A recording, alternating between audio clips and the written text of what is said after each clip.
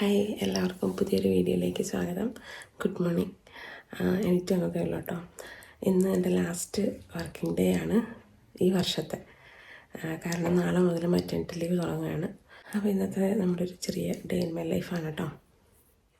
ഇപ്പോൾ രാവിലെ എണീറ്റ് വന്നു കഴിഞ്ഞാൽ ആദ്യത്തെ റൊട്ടീൻ എന്ന് പറയുന്നത് ഷുഗർ നോക്കലാണ് കേട്ടോ. ഫാസ്റ്റിംഗ് ബ്ലഡ് ഷുഗർ നോക്കണം. അപ്പം അതാണ് ആദ്യമായിട്ട് ചെയ്യുന്ന കാര്യം. രാവിലെ തന്നെ വീഡിയോയിൽ സംസാരിച്ച് കഴിഞ്ഞ് റിച്ചുക്കുട്ടൻ ഉറങ്ങുകയാണ്. അപ്പോൾ അവൻ എനിക്കും ആണെങ്കിലും രാവിലെ ഒന്നും ഒരുപാട് സംസാരിക്കാനുള്ളൊരു മൂഡില്ല.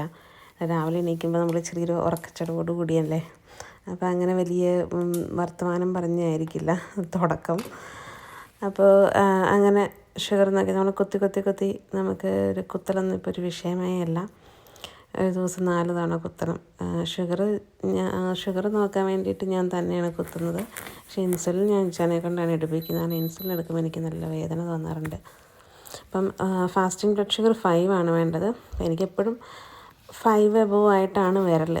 ഇൻസുലിൻ എടുക്കുന്നുണ്ടെങ്കിലും 5 അങ്ങനെ ഒരു ബോർഡർ ലൈനാണ് എപ്പോഴും. പ്രഗ്നൻസിയിൽ ഡയബറ്റിസ് ഡയഗ്നോസ് ചെയ്തിട്ടുണ്ട്. അവിടെ തന്നെ ഡയബറ്റിക് നേഴ്സുമായിട്ട് കണക്ട് ചെയ്യും നമ്മളെ. അപ്പോൾ അങ്ങനെ വീക്കിലി 3 പ്രാവശ്യം അവരുടെ അടുത്ത് നമ്മൾ ഓരോ ദിവസത്തെ ഗ്ലൂക്കോസ് ലെവൽ അപ്ഡേറ്റ് ചെയ്യണം. അപ്പോൾ അതിനനുസരിച്ച് അവർ ഇൻസുലിന് മാറ്റം വരുത്തണമെങ്കിൽ പറഞ്ഞു തരും. പിന്നെ എൻ്റെ ബ്രേക്ക്ഫാസ്റ്റ് മുസ്ലിയാണ് കേട്ടോ. സീരിയൽസാണ്. അതിൻ്റെ കൂടെ നോ ഷുഗർ യോഗട്ടും കൂടി ഇട്ടിട്ടാണ് ഇന്നത്തെ ബ്രേക്ക്ഫാസ്റ്റ്. പിന്നെ ബ്രേക്ക്ഫാസ്റ്റ് കഴിച്ച ഉടനെ ടാബ്ലറ്റ്സ് കഴിക്കാനുണ്ട്. നമ്മുടെ റൊട്ടീൻ ടാബ്ലറ്റ്സ് ആണ് കേട്ടോ. പ്രഗ്നൻസിയിൽ കഴിക്കുന്ന എലിവിറ്റ്. ഇവിടെ എലിവിറ്റാണ് നമ്മൾ അയർലൻഡിലൊക്കെ പ്രഗ്ന കെയർ എന്ന് പറയുന്ന പ്രഗ്നൻസിയിൽ കഴിക്കുന്ന വൈറ്റമിൻസ്. പിന്നെ എൻ്റെ അയൺ കുറച്ച് കുറവാണ്. അപ്പോൾ അതുകൊണ്ട് അയൺ ടാബ്ലറ്റ് എടുക്കുന്നുണ്ട്. പിന്നെ വൈറ്റമിൻ ഡി എന്തായാലും എടുക്കണം. എനിക്ക് പക്ഷേ കുറച്ച് കുറവായതുകൊണ്ട് ഞാൻ 2 ടാബ്ലറ്റ് എടുക്കുന്നുണ്ട്. അപ്പോൾ അതാണ് എൻ്റെ മോർണിംഗ് ടാബ്ലറ്റ്. വേറെ ഒന്നുമില്ല കേട്ടോ. ഇത്രയും ടാബ്ലറ്റ്സ് ഉള്ളൊരു ദിവസം.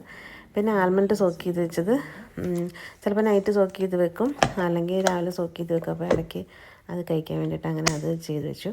പിന്നെ ചോറ് ഉച്ചക്കത്തേക്കുള്ള ലഞ്ച് ബോക്സാണ് കേട്ടോ. ചോറും പയർ തോരനും പിന്നെ മീൻകറിയാണ്. പിന്നെ ലോജിയയുടെ ബ്രെഡ് ഉണ്ട്, അത് വൈകുന്നേരം കഴിക്കാനായിട്ട് അതും 2 സ്ലൈസ് എടുത്തു. പിന്നെ നട്ട്സൊക്കെ എടുത്ത് വെച്ചിട്ടുണ്ട്, ഇടയ്ക്കൊക്കെ കഴിക്കണം തോന്നുമ്പോൾ കഴിക്കാൻ വേണ്ടി. എന്താ നേരം വെളുത്ത് വരുന്നുണ്ട് കേട്ടോ. ഇപ്പോൾ 7 മണിയൊക്കെ ആവണം ഒന്ന് വെട്ടം വീഴാൻ. കാരണം വിൻ്റർ തുടങ്ങിയതുകൊണ്ട്. ഇതാണ് എൻ്റെ യൂണിഫോമിൻ്റെ സൈസൊക്കെ മാറി. ടോപ്പ് ഇപ്പോൾ സ്ക്രബിൻ്റെ ടോപ്പാണ് ഇടുന്നത്. പിന്നെ പാൻസ് മറ്റേണിറ്റി പാൻസാണ് കേട്ടോ. അപ്പം ഇത് വെച്ചിട്ടുണ്ടെങ്കിൽ കണ്ടോ നന്നായിട്ട് കവർ ചെയ്ത് നിൽക്കും. നല്ല എലാസ്റ്റിക് ആയിട്ടുള്ള നല്ല സ്ട്രെച്ചബിൾ ആയിട്ടുള്ള ഒരു ബനിയൻ ക്ലോത്ത് പോലത്തെ ആണ്. അപ്പം വയറ് ഫുള്ള് കവർ ചെയ്യും. നല്ല കംഫർട്ടബിൾ ആണ് കേട്ടോ. നല്ല സുഖമാണ് നടക്കാൻ. അപ്പം റെഡിയായി ഞാൻ പോവുകയാണ്. എൻ്റെ വാച്ചെടുത്തതാണ്. ഞാൻ വീണ്ടും മീഡിയം സൈസ് ടോപ്പ് ഇട്ടെ. കഴിഞ്ഞ ദിവസം ലാർജ് ഇട്ടാൽ മതി, പക്ഷേ അത് ഭയങ്കര വലുത് വരുന്നതാണ്. കുഴപ്പമില്ലല്ലോ. അങ്ങനെ നമ്മൾ പോവുകയാണ് കേട്ടോ. സത്യം പറഞ്ഞാൽ ഒരു 3 ആഴ്ച കൂടിയാണ് ഞാനിപ്പം ഡ്യൂട്ടിക്ക് പോകുന്നത്. കാരണം കഴിഞ്ഞ ആഴ്ചകളിലെല്ലാം സിക്ക് ലീവിലായിരുന്നു. ജലദോഷവും ചുമയൊക്കെ പിടിച്ചിരുന്നു. ഹോസ്പിറ്റലിലൊക്കെ അഡ്മിറ്റായി. അങ്ങനെ അപ്പോൾ അങ്ങനെ ഇനിയിപ്പോൾ ലാസ്റ്റ് ദിവസമെങ്കിലും എനിക്ക് പോകണം, എല്ലാവരോടും ഒന്ന് പറഞ്ഞ് യാത്ര പറഞ്ഞ് പോരണം എന്നുള്ളൊരു ആഗ്രഹം കൊണ്ട് ഞാൻ ഇറങ്ങിയത്. എല്ലാവരും എന്നോട് പറഞ്ഞത് പോകണ്ടെന്ന്. പക്ഷേ എൻ്റെ ഒരു ആഗ്രഹപ്രകാരം ഇന്ന് ഇറങ്ങിയതാണ് കേട്ടോ. അപ്പോൾ രാവിലെ നല്ലൊരു കാഴ്ചയാണ് കാണുന്നത്. നമ്മൾ ആ കിങ്സ്റ്റൺ ചുരം ഇറങ്ങുമ്പോഴത്തേക്കും എനിക്ക് സൂര്യൻ ഉദിച്ച് വരുന്നതിൻ്റെ വ്യൂ എന്ത് രസമല്ലേ. അങ്ങനെ നമ്മൾ ഹൊബാർട്ട് സിറ്റി എത്തി. സാധാരണ ഞാൻ ഇവിടെ സൈഡിലാണ് എന്നെ ഡ്രോപ്പ് ചെയ്യുന്നത്. എൻ്റെ നടന്ന് പോവുക ചെയ്യുന്ന ഹോസ്പിറ്റലിലേക്ക്. അപ്പോൾ നമ്മുടെ ഹോസ്പിറ്റൽ ബിൽഡിംഗ് ആണ് കേട്ടോ, RHH റോയൽ ഹൊബാർട്ട് ഹോസ്പിറ്റൽ. അപ്പോൾ പക്ഷേ ഇപ്പം എനിക്ക് നടക്കാനൊക്കെ കുറച്ച് ബുദ്ധിമുട്ടായതുകൊണ്ട് എമർജൻസിയുടെ ഫ്രണ്ടിൽ തന്നെ ഇറക്കി വിടും. ഇവിടെ അല്ലെങ്കിലും ഡ്രോപ്പ് ചെയ്യും കേട്ടോ, ഡ്രോപ്പ് ഓഫ് ഉണ്ട്. പക്ഷേ 2 മിനിറ്റ് എക്സ്ട്രാ ഡ്രൈവ് ചെയ്യണമെന്നേ ഉള്ളൂ. അപ്പോൾ അങ്ങനെ എമർജൻസി എത്തി നമ്മൾ. അപ്പം ഡ്യൂട്ടിക്ക് ചെന്നിട്ടും എന്നെക്കൊണ്ട് ഒരു പണിയൊന്നും ചെയ്യിപ്പിക്കുന്നില്ല കേട്ടോ. അപ്പം ബ്രേക്ക്ഫാസ്റ്റ് കഴിഞ്ഞിട്ടുള്ള ഷുഗർ നോക്കി ബ്രേക്കിന് വന്നിരിക്കുകയാണ് ഞാൻ. അപ്പം ബ്രേക്കിന് കോൺഫ്ലെക്സ് പാലും ഒക്കെ കഴിക്കുകയാണ്. പിന്നെ ഇന്ന് വളരെ തിരക്ക് കുറഞ്ഞൊരു ദിവസം കൂടിയായിരുന്നു. പബ്ലിക് ഹോളിഡേ ആയിരുന്നു. അപ്പോൾ അതുകൊണ്ട് ഇഷ്ടംപോലെ സ്റ്റാഫ് ഉണ്ടായിരുന്നു. അപ്പോൾ എന്നെ കൊണ്ടൊരു പണിയും ചെയ്യിപ്പിച്ചിട്ടില്ല എന്ന് വേണമെങ്കിൽ പറയാം. അത്രയും സുഖമായ ഒരു ഡ്യൂട്ടിയായിരുന്നെന്ന്. പിന്നെ ലാസ്റ്റ് ഡേയും കൂടി ആയിരുന്നല്ലോ. പിന്നെ എൻ്റെ വയറൊക്കെ കാണുമ്പോഴത്തേക്ക് ആർക്കും ഒന്നും ചെയ്യിക്കാൻ തോന്നത്തില്ല, അത് വേറെ കാര്യം. അപ്പോൾ എനിക്ക് പേഷ്യൻസ് ഒന്നും ഇല്ലായിരുന്നു. ഇവിടെ ആക്സസ് നേഴ്സ് എന്ന് പറഞ്ഞൊരു സംഭവമുണ്ട്. അതായത് മറ്റ് സ്റ്റാഫിനെയൊക്കെ ഹെൽപ്പ് ചെയ്യാൻ വേണ്ടിയിട്ടിടും. അപ്പം അങ്ങനെയായിരുന്നു ഞാനിന്ന്. അപ്പോൾ എനിക്ക് ഇരുന്നുള്ള ജോലികളൊക്കെ ആയിരുന്നു കേട്ടോ കിട്ടിയത്. അങ്ങനെ എന്നാലും വലിയ കാര്യമായിട്ടൊന്നും ഉണ്ടായിരുന്നില്ല. പിന്നെ ലഞ്ച് ബ്രേക്കിന് നമ്മൾ കൊണ്ടുവന്ന ചോറ് ചൂടാക്കി കഴിച്ചു. പിന്നെ ലഞ്ച് കഴിഞ്ഞ് പതിവ് പോലെ 2 മണിക്കൂറിന് ശേഷമുള്ള അടുത്ത ഷുഗർ ചെക്ക്. അപ്പം 6.7 ആണ് കേട്ടോ ഫുഡിന് ശേഷം വേണ്ടത്. പക്ഷേ എനിക്ക് 6.9 ഒക്കെയാണ്. കുറച്ച് കൂടുതലാണ് ഇപ്പോഴും. പക്ഷേ രാവിലെ ബ്രേക്ക്ഫാസ്റ്റ് കഴിഞ്ഞുള്ളത് വിത്തിൻ നോർമൽ റേഞ്ച് ആയിരുന്നു കേട്ടോ. പിന്നെ ഇതുണ്ട്, ഞാൻ ഷുഗർ നോക്കി എൻ്റെ വിരലെല്ലാം ഇങ്ങനെ കുത്തി വേദന എടുക്കുമ്പോൾ ടൈപ്പ് ചെയ്യുമ്പോൾ ശരിക്കും വേദന മനസ്സിലാകുന്നുണ്ട്.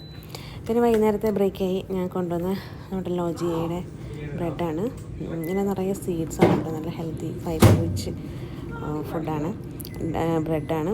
അപ്പോൾ ഈ ലോജിയയുടെ ബ്രെഡ് കഴിച്ചിട്ടുണ്ടെങ്കിൽ ബ്ലഡ് ഷുഗർ നന്നായിട്ട് നോർമലായിട്ട് നിൽക്കട്ടോ. എനിക്ക് ഒത്തിരി നല്ല എക്സ്പീരിയൻസ് ഉണ്ട്.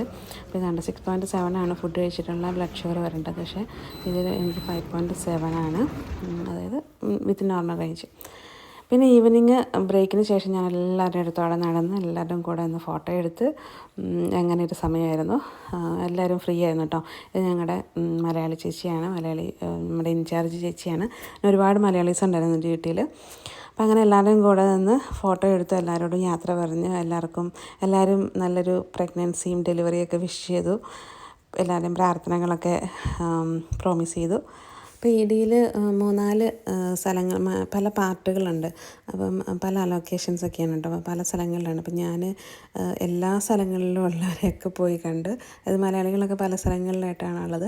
അപ്പം അങ്ങനെ എല്ലാവരും പോയി കണ്ട് ഇന്ന് ഡ്യൂട്ടിയിലുണ്ടായിരുന്നു എല്ലാവരും കൂടെ ഒന്ന് ഫോട്ടോ എടുത്തു. പിന്നെ കുറച്ച് നേരം നൈറ്റിന് വന്ന് ഫോട്ടോ എടുത്തു. അങ്ങനെ എല്ലാവരും കൂടെ ഒന്ന് ഫോട്ടോ എടുത്ത്. ഇത് എൻ്റെ പുറകെ മെറ്റേണിറ്റിക്ക് കയറാൻ പോണ ആളാണ് കേട്ടോ. അങ്ങനെ എൻ്റെ ലാസ്റ്റ് ഷിഫ്റ്റ് കഴിഞ്ഞു കേട്ടോ. എല്ലാവരോടും യാത്ര പറഞ്ഞു, എല്ലാവരും കൂടെ ഒന്ന് ഫോട്ടോ എടുത്തു. അങ്ങനെ എല്ലാം കഴിഞ്ഞ് വരികയാണ്. എന്തോ ചെറിയൊരു സങ്കടമൊക്കെ വരുന്നുണ്ട്. ഉച്ച വന്നിട്ടുണ്ട് കേട്ടോ. ഒന്ന് കൂട്ടാൻ വേണ്ടിയിട്ട് ഓൾറെഡി വന്ന് കിടപ്പുണ്ട്. ഉച്ചാന അവിടെ എനിക്ക് വേണ്ടിയിട്ട് വെയിറ്റ് ചെയ്യുന്നുണ്ട്.